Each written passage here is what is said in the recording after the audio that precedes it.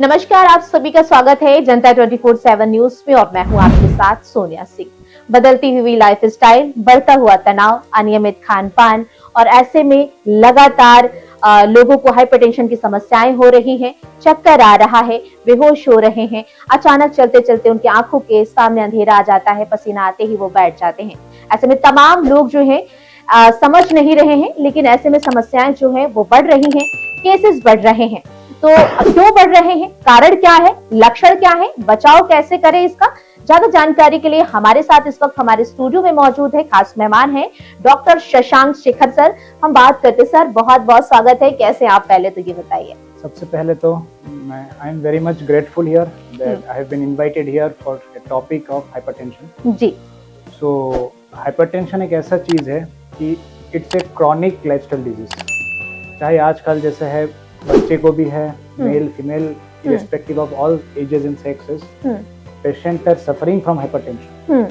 तो बचपन से ही कुछ अर्ली हाइपरटेंशन के भी कॉजेज हो सकते हैं। हर मरीजों में, हर एज ग्रुप में अकॉर्डिंग टू सेक्स, जेंडर, अलग अलग कॉज हो सकता है हाइपरटेंशन। अच्छा सर, जैसे कि आजकल लोगों को हाइपरटेंशन क्या होता है, सामान्य ब्लड प्रेशर से ये कैसे अलग है, ऐसे में अगर समझाना चाहें तो आप कैसे समझाएंगे? जैसे लेटेस्ट जो हम क्राइटेरिया फॉलो करते हैं हाइपरटेंशन का हम क्राइटेरिया 4 क्राइटेरिया में हम डिवाइड करते हैं नॉर्मल।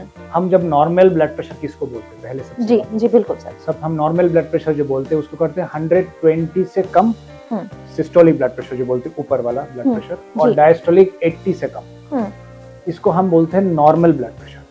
नेक्स्ट स्टेप आता है, हम इसको बोलते हैं 120 to 130 systolic, diastolic is 70 to 80 to 90, वो बोलते हैं एलिवेटेड ब्लड प्रेशर। नंबर 3 आता है स्टेज 1 हाइपरटेंशन। स्टेज 1 कब बोलते हैं? जब पेशेंट का ब्लड प्रेशर आता है 130 to 139 ऊपर का ब्लड प्रेशर, और लोअर ब्लड प्रेशर आता है 89 to 99 समथिंग, ये है स्टेज 1। नेक्स्ट आता है स्टेज 2।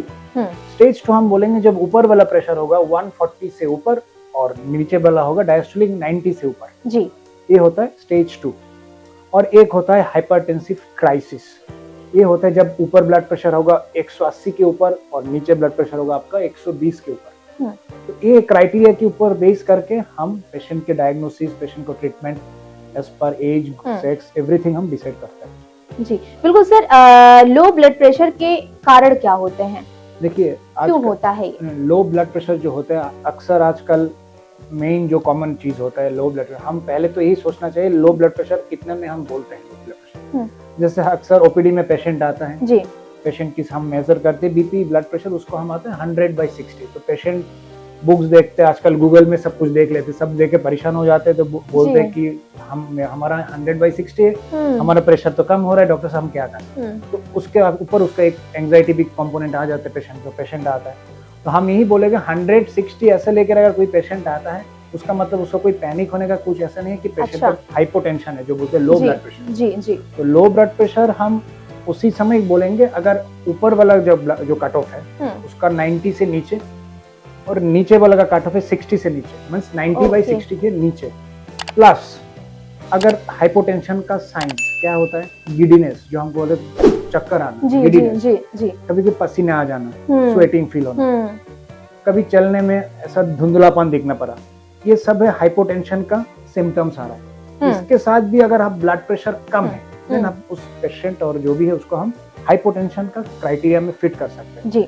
ऐसे भी बहुत मरीज आते हैं 90/60 है, लेकिन पेशेंट का कोई एसोसिएटेड सिम्टम्स नहीं होता है, पेशेंट नॉर्मल आ रहे हैं, आपसे बात कर रहे जा रहे हैं, लेकिन आप बीपी चेक किया 90/60, लेकिन उसको आप हाइपरटेंशन बोल नहीं सकते। उसमें आपको 2 चीज है, एक तो हम क्लिनिकल वैल्यू भी देखेंगे और पेशेंट का क्लिनिकल सिम्टम्स भी देखेंगे, बोथ चीज। अगर कोई भी पेशेंट का हो सकता है 100/60 या तो 96/60, लेकिन फिर भी उसका हाइपोटेंशन का सिम्टम्स आ सकता है। तो उसका मतलब यही है, हर मरीजों में सिम्टम्स 90/60 के नीचे भी आ सकते हैं, कुछ मरीज में 100/60 के नीचे भी आ सकते हैं। तो सर सवाल यही है ना कि आजकल हाइपरटेंशन के इतने केसेस बढ़ क्यों रहे हैं? देखिए नंबर 1 तो एक है, आज हम एक नंबर चीज है हमारा जो प्रॉपर न्यूट्रिशन जो होता है। जैसे नॉर्मल सॉल्ट इनटेक, हम क्या होता है, जैसे नॉर्मल एक सॉल्ट इनटेक 24 घंटे में एक एडल्ट में कितना रिक्वायरमेंट है, नॉर्मल सॉल्ट इनटेक। आपको at least more than 5 to 8 gram salt आप खा सकते हैं पूरा 24 घंटे में, 5 to 8 ग्राम, उससे ज्यादा नहीं। ओके। अगर ऐसा होता है कि कभी कभी पेशेंट का कोई सॉल्ट इंटेक भी कम होता है, नंबर 1, कभी कभी कुछ ब्लड लॉस का हिस्ट्री होता है पेशेंट का, कोई भी कारण हो सकता है ब्लड लॉस का, इंटरनल ब्लड लॉस भी हो सकता है, कोई पेशेंट का डिहाइड्रेशन भी एक सिम्टम्स हो जाता है, dehydration irrespective of any cause हो सकते हैं, ब्लड वॉल्यूम लॉस हो सकता है बॉडी में। तो बेसिकली आजकल जनरेशन बेसिकली यंग एज में, हम मान के चले एडल्ट एज 18, 19 या तो लेस देन 20 एज में जो पेशेंट अक्सर आते हैं, वो अक्सर न्यूट्रिशन, लैक ऑफ न्यूट्रिशन के लिए आता है। न्यूट्रिशनल डेफिशिएंसी में मोस्टली होता है हाइपोटेंशन का कॉज। एक नंबर 2, जब आप थोड़ा एडल्ट, पोस्ट एडल्ट एज अगर 60-50 क्रॉस हो जाते हैं, तब पेशेंट का कुछ एसोसिएटेड कार्डियक इश्यूज भी हो सकते हैं। जैसे पेशेंट कभी पेशेंट आते हैं हार्ट ब्लॉक लेके आता है, बहुत केसेस आते हैं, हार्ट ब्लॉक। ठीक है, 2 चीज होता है, एक होता है हार्ट अटैक होता है और एक हार्ट ब्लॉक होता है। ये दोनों टर्म को हम सबको ही बोल रहे हैं अलग अलग, सब बोलते हैं सर हमारा हार्ट ब्लॉक हो गया, लेकिन हार्ट ब्लॉक जो टर्म है और हार्ट अटैक जो अलग होता है, अंतर है। हार्ट अटैक क्या होता है, जैसे हार्ट का नसों में जब ब्लड सप्लाई होता है, नसों में जब ब्लॉकेज आ जाते हैं, उसको हार्ट अटैक बोलते हैं, जिसको हमको मेडिकल टर्म में मायोकार्डियल इंफार्क्शन बोलता है, एमआई बोलता है। और जो हार्ट ब्लॉक है उसको बोलते हैं जो हार्ट का जो सिग्नल्स है, इलेक्ट्रिक सिग्नल जो हार्ट में पहुंचाता है, उसमें अगर डिस्टर्बेंस होता है उसको बोलते हैं हार्ट ब्लॉक। तो मतलब एक होता है इलेक्ट्रिकल डिस्टर्बेंस, जैसे हम घर पे कोई करंट का शॉर्ट सर्किट हुआ, फ्यूज हो जाएगा लाइट, जैसे हार्ट में भी अगर हार्ट का भी करंट होता है, जैसे करंट जनरेट होता है, नोड होता है, ऐसे नोड बोलते हैं उसको, नोड, पेसमेकर जो बोलते हैं, हार्ट का पेसमेकर। तो इलेक्ट्रिक जनरेशन अगर ठीक से नहीं होता है, तब भी पेशेंट का चक्कर आना या हाइपोटेंशन का सिम्टम्स, हार्ट पंप ठीक से नहीं करेगा, उस सबसे हाइपोटेंशन हो सकता है। तो हार्ट ब्लॉक एक नंबर 1 कॉजेज हो सकता है, हार्ट अटैक एक नंबर 1 कॉजेज हो सकता है।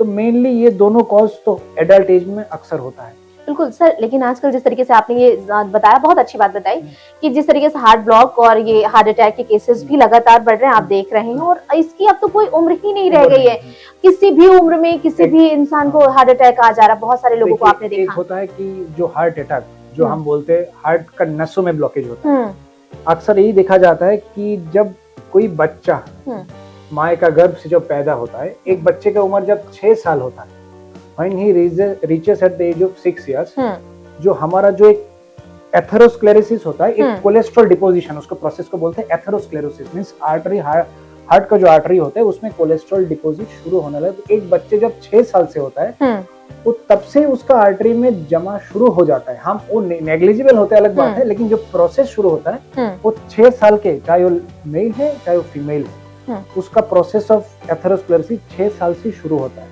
उसके बाद बच्चे जब ऑन द गोइंग एज में, बच्चे जब 10 साल 15-20 साल होता है, बच्चे का जो डाइटरी इंटेक है, आजकल डाइटरी इंटेक तो नंबर 1 ठीक नहीं है, हम लोग प्रोसेस्ड फूड ज्यादा लेते हैं नंबर 1, इसीलिए अक्सर 10 साल के बच्चे को आप प्रोसेस्ड फूड ज्यादा खिलाएंगे, अर्ली डायबिटीज आ जाएगा बच्चे को, बिल्कुल अर्ली ओबेसिटी आ जाएगा, अर्ली हाइपरटेंशन भी आ जाता है आजकल। तो डाइटरी जो फैक्टर हो, एक होता है रिस्क फैक्टर, डाइटरी फैक्टर, एक नंबर 1 है डाइटरी फैक्टर्स। ये डाइटरी फैक्टर्स को आपको पहले बार तो देखना पड़ेगा हाइपरटेंशन कंट्रोल होने के लिए। और एक होता है जेनेटिक फैक्टर, जो जेनेटिक फैक्टर होते हैं उसको आप करेक्ट नहीं कर पाएंगे, क्योंकि ये होता है नॉन मॉडिफाइबल फैक्टर, मींस उसको आप मॉडिफाई नहीं कर पाएंगे। जेनेटिक फैक्टर हो सकते हैं। मेल में अक्सर हाइपरटेंशन का सिम्टम्स ज्यादा, males are most likely to develop as compare to female. Male में हाइपरटेंशन का जो प्रिविलेंस है वो फीमेल से ज्यादा होता है, नंबर 1। नंबर 2, हम जियोग्राफिकल एरिया में सपोज कुछ जैसे एशियंस के लिए फॉरेन कंट्री में लोग का meat intake, nonveg intake, red meat intake ज्यादा होता है, उसमें भी ब्लड प्रेशर का in comparison to Asian country थोड़ा ज्यादा है। तो जो जेनेटिक फैक्टर्स है उसमें तो हम कुछ कर, लेकिन हम जो मॉडिफाई, जो रिस्क फैक्टर हम उसको ठीक कर सकते हैं, जैसे मॉडिफाई, जैसे नंबर 1 मॉडिफाई फैक्टर से डाइट को हम कंट्रोल कर सकते हैं। नंबर 2 है आजकल स्मोकिंग हिस्ट्री है, स्मोक। यस, बहुत।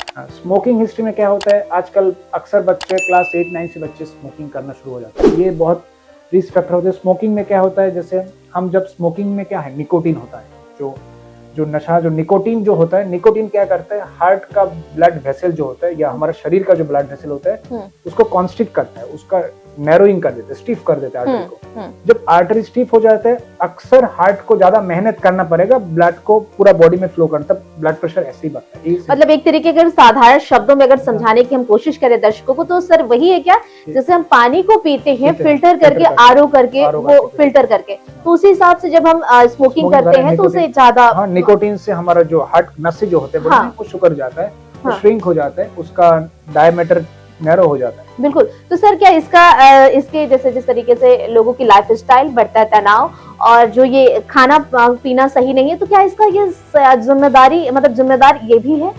हाँ, एक तो आपको डाइट में, जैसे मैं आपको बताया था, डाइट में आपको जो रिस्क फैक्टर है, प्रोसेस फूड, जंक फूड, ये नंबर 1। नंबर 2 जो स्मोकिंग आपको बताया, और number 3 alcohol intake. Number 3 alcohol intake, smoking, ये दोनों risk factor mostly usually nowadays जो होता है डाइट के साथ साथ। और नंबर 4 है स्ट्रेस। स्ट्रेस एक इम्पोर्टेंट फैक्टर होता है, इसको हम इतना इग्नोर करते हैं कि आजकल हम सोचते हैं कि हम स्ट्रेस नहीं है, लेकिन हमारा सबकॉन्शियस माइंड में स्ट्रेस है।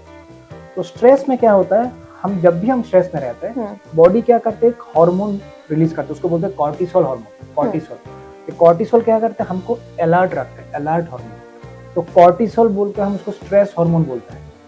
कॉर्टिसोल क्या होता है, जब हम स्ट्रेस में रहते हैं, कॉर्टिसोल बॉडी में रिलीज होता है ब्लड में, और कॉर्टिसोल क्या करते हैं, ब्लड प्रेशर को बढ़ाता है।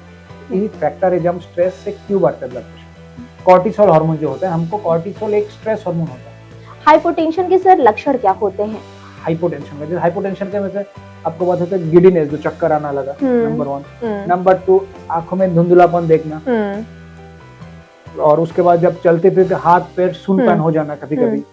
तो ऐसा है कि, और जैसे चक्कर आकर कभी कभी कोई बेहोश भी हो जाता है, इसको बोलते हैं सिनकोप, बोलता है सिनकोपल अटैक, सिनकोप बोलकर अचानक अनकॉन्शियस हो गया।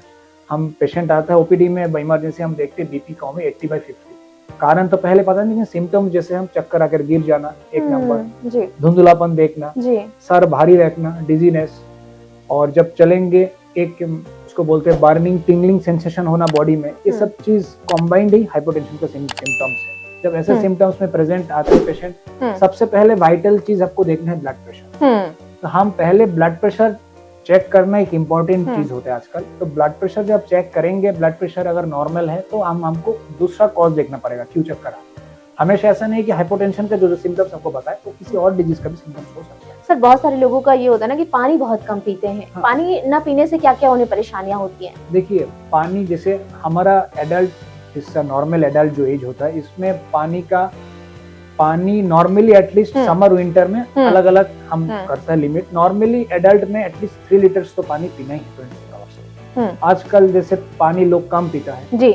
अगर पानी कम पीता है तो नॉर्मली क्या है, डिहाइड्रेशन एक नंबर 1 कॉज है, डिहाइड्रेशन होता है। तो डिहाइड्रेशन जब होगा तो आपका जो नस होता है, ब्लड वेसल होता है, ब्लड, अगर आप पानी नहीं पिएंगे तो ब्लड वेसल कोलैप्स स्टेट में रहेगा। ब्लड वेसल को अगर इतना जितना कोलैप्स रहेंगे तो हार्ट में सर्कुलेशन कम ही होगा। तो हार्ट में जब सर्कुलेशन कम होगा, हार्ट पंपिंग कम करेगा, जब पंपिंग कम करेगा, ऐसे ही ब्लड प्रेशर कम आएगा। तो number 1 dehydration is also a factor for hypotension, low blood pressure. तो आपको पानी भी पीना है, नंबर 1। नंबर 2 पानी अभी ऐसा है, लोग पानी कितना पीना है, ऐसा भी मरीज है, ऐसा भी पेशेंट हमने देखा। साइकोलॉजिकली ऐसा है कि हम पानी बहुत पीने लगे, ऐसा है कि 6-7 लीटर। कभी कभी ऐसा है कि उतना भी पानी नहीं पीना है।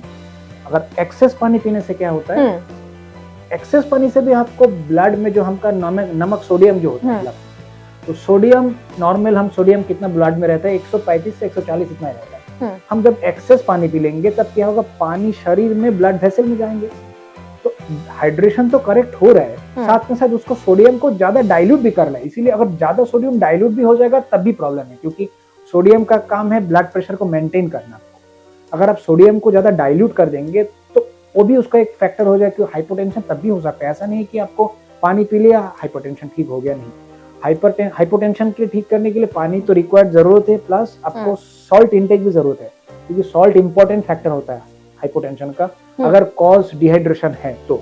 बिल्कुल सर, क्या हाइपोटेंशन होने के कारण हार्ट, माइंड और कहे तो आपकी किडनी पर भी इसका असर पड़ता है क्या? पड़ता है। जैसे देखिए, हाइपोटेंशन में क्या होता है, ब्लड सर्कुलेट अगर बॉडी में कम होता है, हार्ट पंप कम कर रहा है, जैसे हार्ट अगर पंप कम करता है, ब्लड सर्कुलेट कम होगा। जब ब्लड सर्कुलेट कम होगा तो ब्लड किडनी में कौन पहुंचेगा? तो किडनी भी एक ऑर्गन है, उसको भी न्यूट्रिशन जरूरत होता है, तो न्यूट्रिशन ब्लड से आएगा।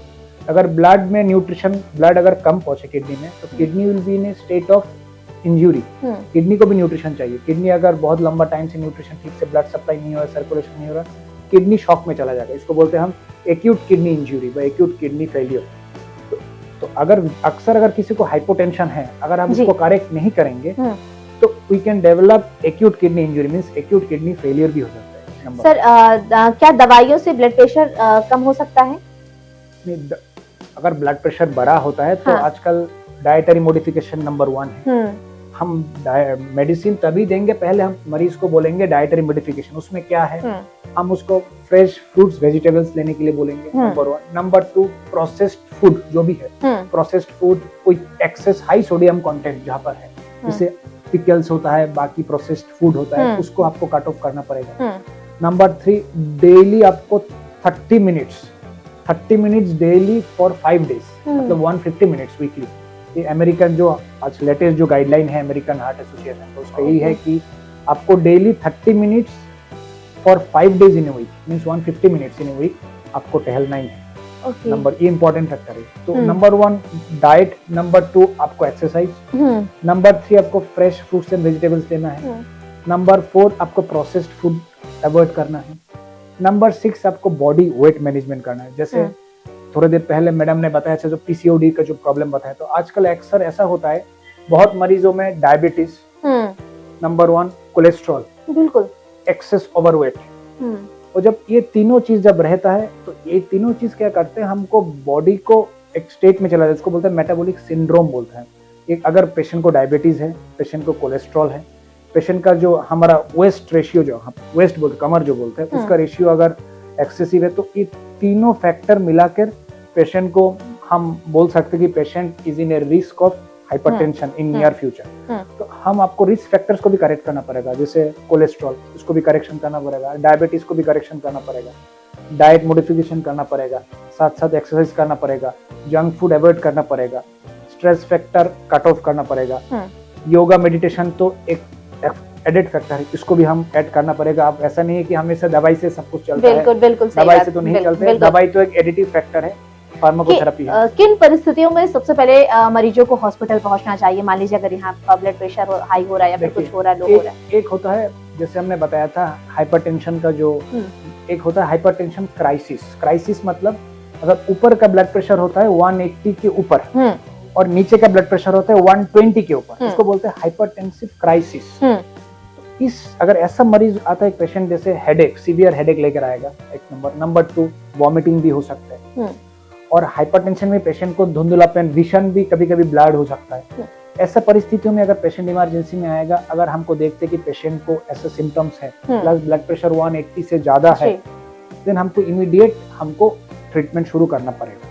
इमीडिएट ट्रीटमेंट ऐसा हम शुरू करते हैं कि जैसे पेशेंट का कभी कभी ऐसा होता है, पेशेंट 200/120 बीपी लेकर आया, तो हम पेशेंट पार्टी सब लोग पैनिक हो जाते, क्या करें अभी, लेकिन हमको तुरंत भी बीपी नहीं कम करना है। पेशेंट जब आता है, पेशेंट को पहले उसका वाइटल्स देखना है, ऑक्सीजन सब कुछ रिक्वायरमेंट देखना है, नंबर 1। नंबर 2 देखना है, पेशेंट को पहले साइकोलॉजिकली स्टेबल करना पड़ेगा, बात करना पड़ेगा, आपको ये इतना पैनिक ना हो, आपको ठीक हो जाएगा, ऐसा काउंसलिंग करना पड़ेगा। उसके बाद हम जो दवाई यूज करेंगे तुरंत बीपी को नहीं कम करेगा, 25% कम करेंगे पहले। इसलिए नहीं कम करेगा क्योंकि अगर तुरंत हम बीपी कम कर देते तो वो क्या करते हैं, रिबाउंड हाइपरटेंशन बोलते हैं। सेकंड, क्योंकि ब्रेन जिस प्रेशर में एडजस्ट है, जैसे 200/120 में पेशेंट आया, तो हम ब्रेन को उसी प्रेशर में ब्रेन का टिश्यू जो ऑक्सीजन मिल रहा है में अगर तुरंत बीपी को घटा देते तो उसी for a fraction of second brain को उस समय ब्लड फ्लो भी नहीं मिलेगा, ऑक्सीजन नहीं मिलेगा, तो पेशेंट को उल्टा नुकसान होगा। कितना नॉर्मल सर, कितना होना चाहिए हर व्यक्ति में, या फिर जिसको प्रॉब्लम है? जैसे ऐसे पेशेंट अगर क्राइसिस में आता है, पेशेंट जैसे 200/120, तो पेशेंट को हम पहले 25% पहले कम, 200 का 25%, जैसे 170 तक हमको, अगर पेशेंट 1 घंटे में 170 भी डिक्रीज है गया, मैंने पेशेंट इज डूइंग वेल, हमको इतना इसमें घबराने का कोई नहीं है। ऐसा नहीं है कि पेशेंट 200 है, आधा घंटे में आपको 110 करना है, ऐसा तब वो ज्यादा ठीक होने से ज्यादा नुकसान ज्यादा कर लेगा। तो इसीलिए हर मरीज को और हर पेशेंट को यही बोलूंगा कि लाइफस्टाइल एक बार आपको ध्यान देना पड़ेगा, नंबर 1, और स्लीप साइकिल आपको ठीक करना, नॉर्मल 6 to 8 आवर्स स्लीप आपको चाहिए। सर कौन सोता है इस टाइम पे आजकल देखते हैं स्ट्रेस, इसीलिए आपको स्ट्रेस फैक्टर मैनेजमेंट करना पड़ेगा। स्ट्रेस फैक्टर में यही है कि आपको एडिक्शन तो छोड़ना ही पड़ेगा। Number 1 smoking, alcohol. अक्सर आप सुनेंगे कि कोई बोलेगा कि अल्कोहल थोड़ा बॉडी के लिए सही है, लेकिन ये मिसनोमर है। लेकिन कहते हैं कि स्ट्रेस है, काम का दबाव ज्यादा है, तो थोड़ा सा ड्रिंक कर लिया, थोड़ा चिल हो गए, मस्त हो गए। लोग कभी कभी ऐसा भी पेशेंट आते हैं, एक हाथ में अल्कोहल है, एक हाथ में स्मोकिंग है। तो मैं तो पहले यही बोलूंगा, अल्कोहल क्या करते हैं, हम ब्रेन को डिप्रेस्ड करते हैं, काम कराते हैं। और जब स्मोकिंग करते हैं, स्मोकिंग स्टिमुलेट करते हैं। तो आप इधर से ब्रेन को काम करा रहे हैं और इधर से आप स्मोकिंग कर रहे हैं, स्टिमुलेट। तो अल्टीमेटली नेट इफेक्ट कुछ नहीं होता है। तो इसलिए स्मोकिंग और अल्कोहल से कुछ स्ट्रेस नहीं जाते हैं उतना, और नुकसान होता है। सर गर्मी, क्योंकि भीषण गर्मी पड़ रही, हीट वेव अलर्ट जारी हुआ है, तो ऐसे में मरीजों को कैसे अपने आप, एक नॉर्मल व्यक्ति को अपने आप का कैसे ध्यान रखना चाहिए? देखिए, पहली बात तो यही है, अगर समर सीजन के बाद बता रहा हूँ, आजकल मोस्टली पेशेंट हीट स्ट्रोक करके आता है। Heat stroke, heat wave, heat shock में आता है पेशेंट, डिहाइड्रेशन में आता है। तो पहले यही है, अगर पेशेंट को कोई हीट स्ट्रोक में आता है, पहले तो पेशेंट को ऐसा जगह, कोई अगर बाहर भी जाता है, बहुत ज्यादा जरूरत कम नहीं होता, तो घर के अंदर ही रहना बेटर है मेरे हिसाब से। अगर जरूरत पड़ेगा तो प्रिकॉशंस लेना। प्रिकॉशंस क्या है? खुद को प्रोटेक्ट करना, कवरिंग करके ही जाना है, चाहे कोई हीट स्ट्रोक ना लगे। नंबर 1। नंबर 2, हमेशा हाइड्रेट रखना। हाइड्रेट का मतलब ये है, आजकल डिहाइड्रेशन क्यों होता है? जैसे हम बॉडी का जो सोडियम होता है, सोडियम पोटेशियम, जिसको हम इलेक्ट्रोलाइट्स बोलते हैं, इलेक्ट्रोलाइट्स अगर डेफिशिएंसी होता है, इलेक्ट्रोलाइट्स अगर डिरेंज्ड होता है ड्यू टू डिहाइड्रेशन, तो हम आपको यही बोलेंगे मरीजों को कि आपको बॉडी मैनेज करने के लिए डिहाइड्रेशन को करेक्ट करना है। आपको proper amount of salt, sugar लेना है। ऐसा नहीं है आप सॉल्ट शुगर नहीं लेंगे। बाकी अक्सर लोग कोल्ड ड्रिंक्स पीता है, बाहर जाके भी पीता है, प्यास लगे, लेकिन कोल्ड ड्रिंक जितना ना आपको ठीक करेगा, उसमें नुकसान ज्यादा करेगा, क्योंकि प्यास लगते हैं। देखिए, अक्सर आप पूछेंगे प्यास लगे, अक्सर लोग क्या पीते हैं? कोई आइसक्रीम पी लेते हैं, कोई कोल्ड ड्रिंक्स पी लेते हैं। लेकिन मेरे हिसाब से जो सबसे बेस्ट ड्रिंक होता है, अगर हीट वेव में, हीट स्ट्रोक में, सबसे बेस्ट ड्रिंक होता है वाटर, नॉर्मल वाटर, नींबू पानी, वाटर, ये सब। हाँ, प्लेन वाटर और ज्यादा बेस्ट। इसीलिए प्लेन वाटर, हाँ, नींबू पानी भी दे सकते हैं उसमें, अगर पेशेंट डिहाइड्रेशन है। और डिहाइड्रेशन में क्या होता है, अक्सर लोग सोचते हैं हम ग्लूकोन डी पी लेंगे। ग्लूकोन डी भी डिहाइड्रेशन में salt and water, sugar and salt, ये 3 आपको ध्यान देना पड़ेगा। शुगर, सॉल्ट एंड वाटर, ये तीनों का मिक्सचर आपको लेना है। ग्लूकोज लेने में जितना ना आपको फायदा होगा, उससे ज्यादा आपको शुगर, सॉल्ट से फायदा ज्यादा, क्योंकि ग्लूकोज में आपको बॉडी का इलेक्ट्रोलाइट डिहाइड्रेशन नहीं करेक्ट होगा। आपको बॉडी का जो सेल होता है उसमें एनर्जी मिलेगा, लेकिन आपको बॉडी में जो सोडियम इलेक्ट्रोलाइट्स है उसको पाने के लिए आपको शुगर, सॉल्ट और वाटर जरूरत है, जिसको हम ORS पी सकते हैं। ORS is a healthy drink. Okay, तो सर लास्ट में यही है कि युवाओं के लिए क्या मैसेज है आपकी तरफ से? देखिए, युवाओं के लिए तो यही मैसेज है कि अक्सर लाइफस्टाइल को पहले ध्यान देना है। लोग अक्सर इतना in the world of competitiveness, सब कॉम्पिटिटिव एग्जाम, कैरियर बनाने के लिए सब बिजी हो जाते हैं, उसका लाइफ भूल जाते हैं, कैसे स्ट्रेस मैनेज करना है। रात 3 बजे तक पढ़ते हैं, सुबह उठ जाते 3 घंटा। तो मैं ही बोलूंगा कि स्ट्रेस लेकर कोई काम नहीं करना है। अक्सर जो भी पढ़ेंगे, प्रॉपर स्लीप नंबर 1 इम्पोर्टेंट है। चाहे आप जब भी स्लीप आ गया, मैं सोचता हूँ स्लीप का कोई ऐसा टाइमिंग्स नहीं है, ऐसा हम बोल रहे कि आपको उसी टाइम में सोना है। आपको शॉर्ट नैप भी लेना है दोपहर में, वो भी आप ले सकते हैं, क्योंकि शॉर्ट नैप बॉडी के लिए बेनिफिटेड होता है। पहले बोलते हैं लोग कि दोपहर में नहीं सोना होता है, लेकिन हम यही बोलेंगे कि शॉर्ट नैप बहुत इंपॉर्टेंट है बॉडी को रिजुवेनेट करने के लिए, माइंड को रिफ्रेश करने के लिए। एक short nap plus at least 6 hours तो सोना है, 6 to 8 आवर्स। अगर वो 6 to 8 आवर्स कोई आजकल सोता है, तभी उसका माइंड रिफ्रेश होगा, तभी फोकसमेंट बढ़ेगा, बच्चे कॉन्सेंट्रेटेड हो पाएगा। उसी हिसाब से लाइफस्टाइल, अब खाना पीना में ध्यान देना पड़ेगा, फास्ट फूड अवॉइड करना पड़ेगा, हेल्दी डाइट लेना पड़ेगा, अक्सर मेडिटेशन करना पड़ेगा 5 to 10 मिनट्स, बहुत ज्यादा नहीं।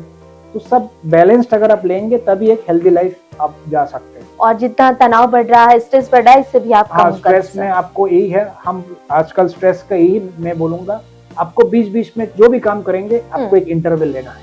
आपको अगर कोई सेडेंटरी लाइफस्टाइल आजकल है, कंप्यूटर में, कॉर्पोरेट में बहुत लोग 12-16 घंटा काम करते हैं, मैं यही बोलूंगा एटलीस्ट 2 आवर्स के बाद खुद को टहलना है, एक जगह स्क्रीन टाइम कम करना है। क्योंकि स्क्रीन टाइम में स्लीप साइकिल, जैसे लोग 12-12 बजे शिफ्टिंग करते हैं, नाइट ड्यूटी करते हैं, बिल्कुल सर, तो जितना स्क्रीन टाइम बढ़ेगा, जैसे हमारा जो स्लीप के लिए तो इंड्यूस्ड होते कुछ हार्मोन, इस हार्मोन को आप जितना स्ट्रेस लेंगे, जो हार्मोन हमको स्लीप इंड्यूस कर रहा है उसको सप्रेशन हो रहा है, तो स्लीप कैसे आएगा? हमेशा कॉर्टिसोल बढ़े। कॉर्टिसोल जैसे अब मैं आपको बताया, ऑलवेज अलर्ट रखते हैं माइंड को। बिल्कुल अलर्ट अगर रखेंगे तो स्लीप कैसे आएगा, पेशेंट हमेशा एक्टिव रहेगा। सर लेकिन कभी कभी एक सवाल मेरा रह गया था, लास्ट में मैं आपसे पूछना चाहूंगी सर, आजकल क्या है कि लोग जैसे सो रहे हैं, उनको नींद आ गई, वो सो गए, लेकिन कभी कभी ये होता है कि उनका माइंड चलता रहता है, माइंड में ऐसा लगता है कि मैं सोया ही नहीं, मेरी आंखें सिर्फ बंद थी। जैसे ये क्यों हो रहा है आखिर? एक देखिए, हम बोलते हैं हम सोते हैं, लेकिन सोने के बाद भी एक सबकॉन्शियस माइंड पे आजकल सबका सब बोलते हैं कि हम, तो इसको प्रॉपर स्लीप आप नहीं बोल पाएंगे। प्रॉपर स्लीप ऐसा नहीं है कि देखिए कोई 10 बजे सोता है, 6 घंटा 5 बजे सोया कंप्लीट स्लीप। अभी कोई 10 बजे सोता है, 10:30 बजे फिर से उठ गया, 12 बजे फिर से उठ गया, तो ये कंप्लीट स्लीप नहीं बोल पाएंगे। तो कंप्लीट स्लीप के लिए आपको वही बताया, आपको सोने जाने से पहले, जैसे रात में कोई सोने जाए 10 बजे, आपको एटलीस्ट 20 मिनट्स पहले आपको डीप ब्रीदिंग जो बोलता है, जब हम भाषा में बोलते हैं अनुलोम विलोम, डीप ब्रीदिंग एक्सरसाइज। तो डीप ब्रीदिंग में क्या होता है, ऑक्सीजन जब ब्रेन टिश्यू में जाएगा, रिजुविनेट करेगा, तब आपको जो स्लीप साइकिल है वो अपने आप रेगुलेट हो जाएगा। तो स्लीप साइकिल जब रेगुलेट होगा तो अपने आप स्लीप इंड्यूस्ड होगा। ज्यादा जब ऑक्सीजन इनहेलेशन एक्सहेलेशन होगा, जैसे मेलाटोनिन होता है एक स्लीप हार्मोन बोलते हैं मेलाटोनिन, ये तभी इंड्यूस्ड होता है बॉडी में जब आप प्रॉपर ऑक्सीजनेशन होगा, डीप ब्रीदिंग लेंगे, तो उसी हिसाब से बॉडी मेलाटोनिन सिंथेसिस करेगा। जब मेलाटोनिन क्या है, स्लीप को इंड्यूस करेगा। बिल्कुल, तो ऐसे हिसाब से पेशेंट को हम यही बोलेंगे। सर ये भी है क्या कि कभी कभी मान लीजिए अगर हम बैठे हैं, नींद नहीं आ रही, तो हम लोग कहते हैं कि लंबी सांसें लो और ऐसे में फिर आपको रिलैक्स मिलेगा, क्या ये वाकई में ऐसा होता है? हाँ देखिए, इसीलिए बताया था कि जब सोने जाने से पहले आपको एटलीस्ट 1 आवर सोने जाने से पहले आपको स्क्रीन टाइम से दूर रहना पड़ेगा। चाहे मोबाइल हो, चाहे लैपटॉप, चाहे TV. Screen 1 hour prior to going bed, you have to keep yourself away from any kind of screen, number 1। Number 2, जब स्क्रीन से आप दूर रहेंगे, अपने आप आपको स्विच, लोग ऐसा होता है कभी कभी लाइट ऑन करके सो जाते हैं। जी बिल्कुल। तो लाइट ऑन करके सोना is not a proper sleep, क्योंकि जब डार्क एनवायरनमेंट आएगा, डार्क हमारा बॉडी को सेंसिटाइज करते हैं, मेलाटोनिन को सिंथेसिस करते हैं। तो जब डार्कनेस आएगा, डार्कनेस स्लीप हार्मोन को इंड्यूस करेगा, तभी हमारा स्लीप आएगा। ऐसा नहीं कि आप लाइट ऑन कर दिया सब नींद ऐसा ही आएगा, ऐसा नहीं आएगा। तो प्रॉपर एनवायरनमेंट जरूरत है, प्रॉपर रूम जरूरत है, और प्रॉपर हाइजीन, एवरीथिंग जरूरत है, तभी एक लोगों को स्लीप इंड्यूस में बेटर हो गई अपकमिंग फ्यूचर जो भी। Okay, thank you so much सजांग सर, आपने इतना सारा टाइम दिया और इतनी जानकारी जो है आज हमारे दर्शकों तक साझा करी है। तो देखिए, जिस तरीके से लोगों की लाइफस्टाइल चेंज हो रही, तनाव बढ़ रहा है, और लोग इन सभी चीजों को दरकिनार करते हुए बीमारियां उनको अपने आगोश में ले रही हैं, हाइपरटेंशन के केसेस लगातार बढ़ रहे हैं। तो ऐसे में जानकारी हमारे साथ दे रहे थे डॉक्टर शशांक शेखर सर। जैसे में दर्शक देखेंगे तो शायद उनको समझ में भी आए।